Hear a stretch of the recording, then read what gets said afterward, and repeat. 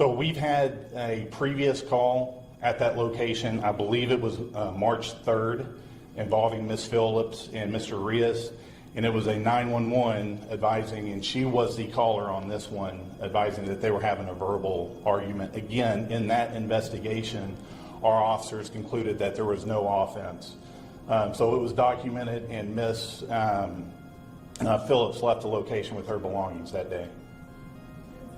You know, a day or two before there was a call, there was a verbal argument again. Police have to leave this because no criminal offense was happened. I mean, it's ended in a horrid tragedy.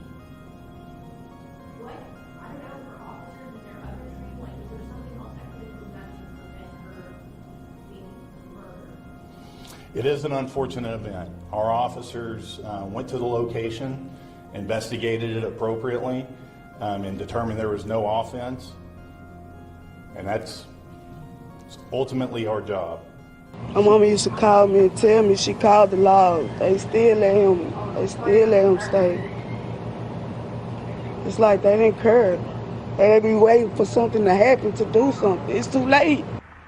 Regina Phillips, a 55-year-old powerhouse, seemed indomitable to most.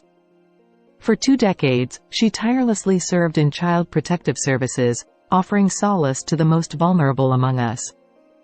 Her love for children was palpable, providing her with a sense of fulfillment rarely found in other careers. Beyond her professional life, Regina was adored for her impeccable style, often seen donning different heels, pearls, and a radiant smile that outshone the rest. Despite her confidence, she remained a girl's girl, showering love upon everyone, especially her 3 cherished children. Regina's recent promotion at work was cause for celebration, a moment of shared joy with her son. Yet, the love between her and her children was a daily ritual, unwavering and profound. Despite having no need to dress up, Regina embraced the opportunity regularly, reserving her most extravagant displays for her birthday celebrations, where her heels and big hair stole the spotlight. Amidst her success, Regina's relationship with her 63-year-old boyfriend, James Rias, had soured in recent months. Despite her readiness to part ways, arguments ensued over who should leave, despite Regina being the primary breadwinner. Tensions simmered until they reached a boiling point on May 5. Regina made the fateful decision to return home, sealing her fate. Tragically, she was discovered shot in the head, pulled from a fire ignited by James, a twisted act of violence that robbed her of her life. Welcome to the American Crime Femicide channel. Please like, subscribe, share, and hit the notification bell for future uploads. Just before midnight, surveillance footage captures both Phillips and Rias returning home. Approximately 45 minutes later, Rias leaves again, seen purchasing gasoline and a lighter from a nearby gas station before returning home. Throughout the night, cameras document Rias' erratic movements, constantly entering and exiting the apartment. Surveillance footage paints a damning picture. Rias leaves once more, purchasing a red gas can and a cigarette lighter from a racetrack store at 12:30 a.m. At 6:03 a.m., a horrifying explosion rocked the condo, followed by a blinding flash of light. Firefighters rushed to the scene, pulling Phillips from the inferno, only to discover she had been brutally shot in the head. As firefighters battled the flames, Rias was spotted lingering nearby, repeatedly inquiring if Phillips had been found. He brazenly tells officers that he and Phillips had reconciled after the initial altercation that drew police attention. However, police suspected a far more sinister truth: that Rias mercilessly executed his longtime girlfriend sometime between Sunday night and the early hours of Monday morning. Regina's youngest daughter, Jessica, who lived with the couple, is left traumatized by the horrific scene, unable to reconcile the brutality of Rias' actions with the man she thought she knew. As the shock of Regina's senseless death reverberates, the police waste no time in apprehending Rias, holding him accountable for his heinous crime. I'm really numb, that's all. With her aunts by her side, Jessica Phillips finds the strength to talk about her mom. Home, for me. Safeness.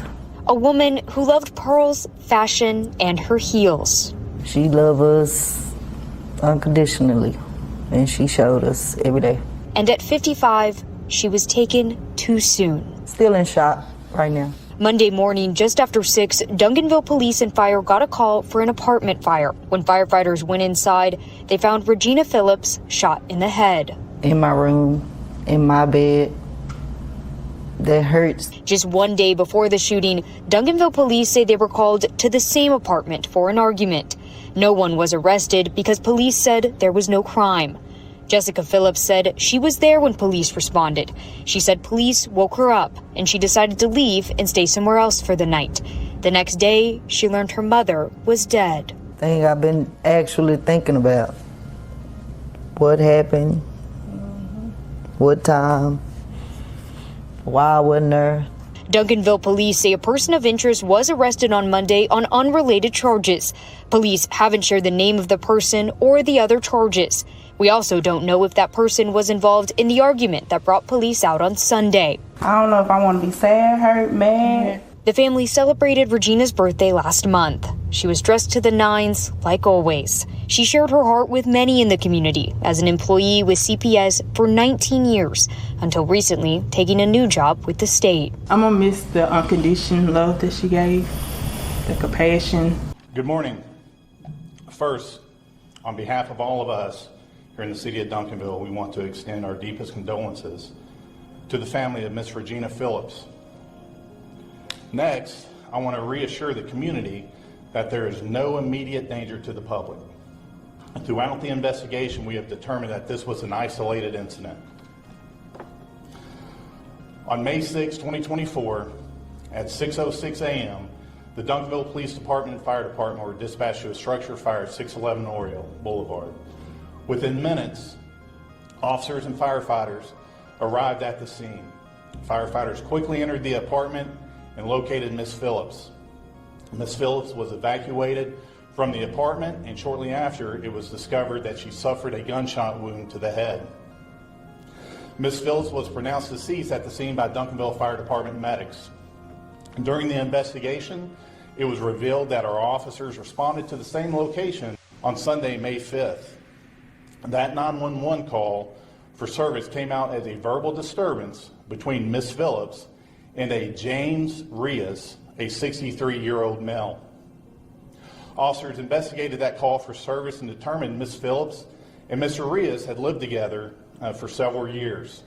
And based on their interviews and evidence, no family violence occurred at that incident. The officers followed department policy and completed a report documenting the incident. Our law enforcement team has worked tirelessly to gather information and piece together the events surrounding this tragic incident. Yesterday evening, our detectives obtained a signed murder warrant for James Rias. And Mr. Rias is currently in custody at Dallas County Jail with a $1 million bond. He was initially located returning to the scene and arrested for unrelated traffic violations. I want to conclude by saying we take the safety and security of our community very seriously. And this was demonstrated by the hard work of my officers and detectives. And with that, I'll entertain some questions. Can you expand on, you say that Miss Phillips was evacuated from the apartment and wasn't until after. Was she conscious at that point, or what do you mean by evacuated and it was discovered that she had a gunshot? So that's a fire department question. They're the ones that evacuated her. I'll bring Interim Fire Chief Chase here to answer that. So when the crews entered the apartment complex or the apartment itself, they initiated a search, found an unresponsive person inside the townhouse. I'll leave out the exact location due to the ongoing investigation. Due to the smoky conditions, they did bring that person outside, and that's when they determined they couldn't provide any type of resuscitative efforts. Did you have a good idea she was in there, or was this a routine search? We do routine searches all the time, but there were reports that someone was inside at the time, so that did escalate the search efforts. What was the extent of the fire when you all got there? There was active fire inside the apartments. her inside the apartment. I'll leave it at that until the fire investigation's done. That is also attached to the police investigation. And is this an arson investigation that you believe that Mr. Rias is Yeah, I will state that it's a fire investigation until they determine it is arson. So right now, it's Not at this time. The fire marshal, Duncanville Fire Marshal, the state fire marshal, believe they called in help from Cedar Hill and Lancaster fire marshals just due to the magnitude of the investigation with a fatality. They called in some extra help. They're continuing that investigation. They've sent, gathered evidence just like the police have, except on the fire side. Can you determine how long after she was shot the fire started, or how long prior she had been shot? No, ma'am, we don't have any idea on that. Chief, this is a question for you. Do we know a motive at this time? No, ma'am. I'm not able to provide that at this moment. I will tell you that our investigators worked tirelessly to conclude this investigation, and that's exactly what we did.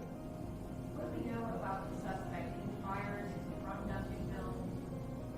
So we've had a previous call at that location. I believe it was March 3rd, involving Ms. Phillips and Mr. Rias, and it was a 911 advising, and she was the caller on this one, advising that they were having a verbal argument. Again, in that investigation, our officers concluded that there was no offense.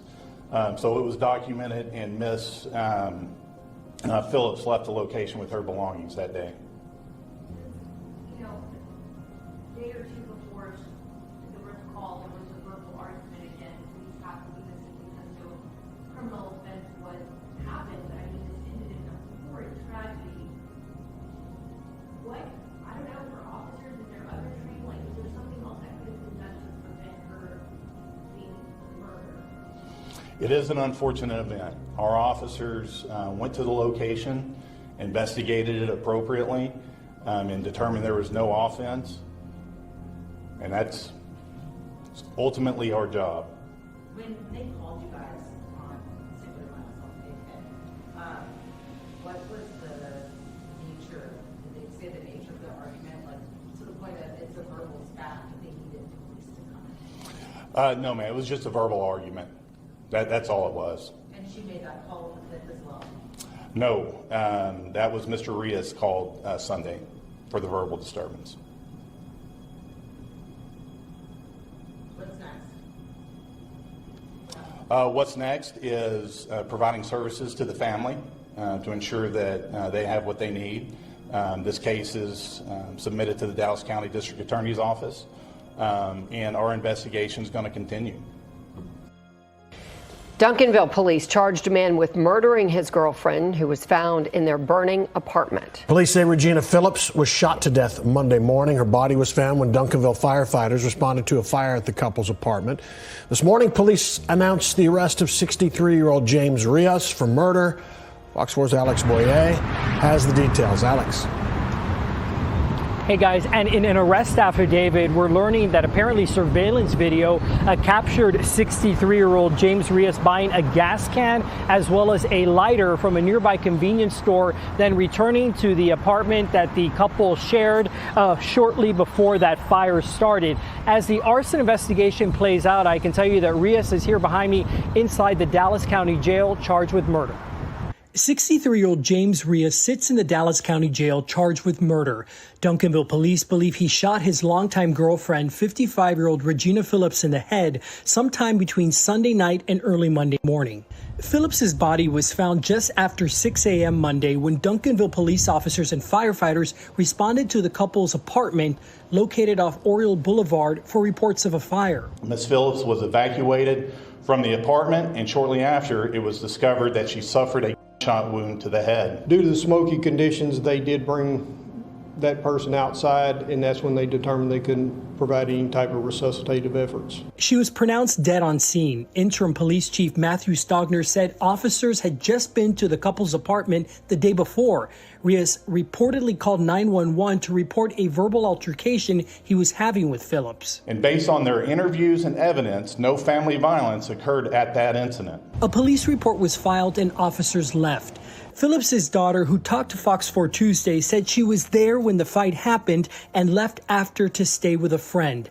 Hours later, she would learn her mother was dead. I've been actually thinking about what happened, what time, why I wasn't there. At a news conference Wednesday, Stogner revealed Duncanville officers had also been to the apartment on March 3rd after Phillips called 911 to report a verbal altercation with Rias. Again, no arrests were made. It is an unfortunate event. Our officers went to the location, investigated it appropriately, and determined there was no offense. Police say Rias was arrested Monday morning when officers made contact with him by phone about the fire. He returned to the scene and was arrested on unrelated traffic violations. According to arrest records, he was treated for burns on his legs while in jail. Police also say they collected various surveillance videos of Rias buying a gas can and a lighter at a convenience store, returning to the apartment, then leaving hours later as a flash of light appeared behind him. Investigators have not revealed a possible motive, nor would they elaborate on that fire. There was active fire inside the apartments or inside the apartment. I'll leave it at that until the fire investigation's done. And according to that arrest warrant affidavit, Rias refused to answer any questions from police after his arrest. He remains here at the jail, his bond set at $1 million. The family's relief at Rias being locked up is overshadowed by their fury at the justice system's failure. They demand to know why the cops didn't kick Rias out when they had the chance. Now, they're left to plan their mother's funeral when they weren't even prepared to say goodbye.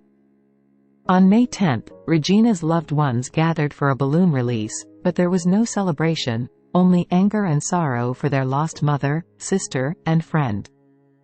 As they wrestle with the injustice of Ms. Phillips' death, keep her family in your thoughts and prayers. May Regina Phillips find peace, even as her family seeks justice. Let the church say amen.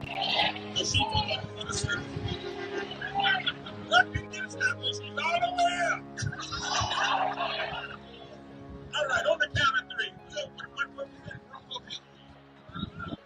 All right, 1, 2, 3. We're on the count of three. We're gonna say, grown folks here will see you in paradise. All right.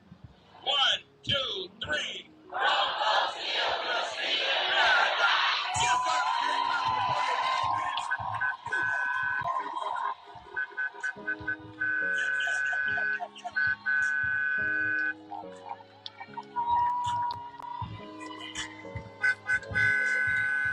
Boy, look at that. Look at that.